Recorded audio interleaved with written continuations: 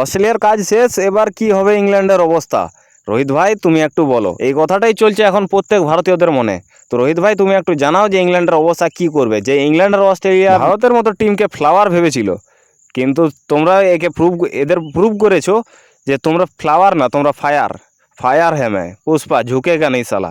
27 June দিনটা খুবই vital, কারণ অস্ট্রেলিয়ার পর এই দিনটাতে ইংল্যান্ডের সাথে মুখোমুখি হতে চলেছে ভারত। যেদিকে একদিকে থাকবে রোহিতের ব্রিগেড প্লাস অন্যদিকে বাটলার, যে বাটলারের টিম 2022 সালে ভারত 150+ স্কোর বানিয়েছিল ইংল্যান্ডের বিরুদ্ধে।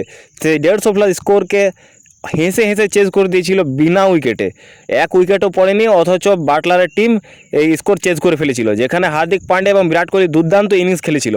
তারপরেও ভারতের বোলাররা যেন সংঘর্ষ করছিল, তারা একটা উইকেট খুঁজে বেড়াচ্ছিল যে কোথাও থেকে একটা উইকেট পাওয়া যায় কিনা, কিন্তু বাটলারের টিম একটা উইকেট না দিয়েও ম্যাচটাকে বার করে নিয়ে চলে গেছিল ইন্ডিয়ার পকেট থেকে। কিন্তু কথাই আছে রাত গই বাদ গই, গির গিয়া পানি চল দে ভবানি।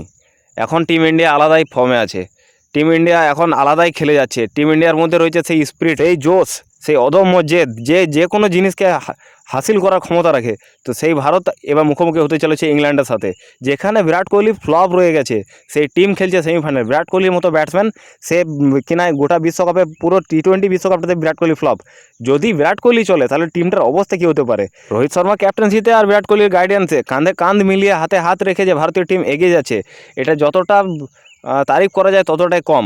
কারণ হচ্ছে ভারতের টিমটা এমন কিছু টিম না, কিন্তু এই টিমটা ফাটিয়ে দিচ্ছে। যেখানে 360 ডিগ্রি সূর্যকুমার রয়েছে, হার্দিক পান্ডিয়া যে ফ্লপ শো চলছিল আইপিএল, পুরো আইপিএলতে ফ্লপ ছিল, হঠাৎ করে হার্দিক যেই নীল জার্সি পরে নিল সেই হার্দিক জ্বলে উঠতে শুরু করলো। তো এই হচ্ছে ভারতের টিম। ভারতের টিম যে কোনো টিমকে দুমড়ে মুছড়ে নিংড়ে ফেলার ক্ষমতা রাখে।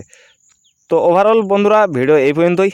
ভিডিও যদি ভালো লেগে থাকে তো ভিডিওতে একটা লাইক একটা সাবস্ক্রাইব করে দিও, আর টিম ইন্ডিয়াকে সাপোর্ট করো। ভক্তিটাই ইম্পর্টেন্ট, কারণ ভক্তিতেই একটা পাথরকে ভগবান বানায়।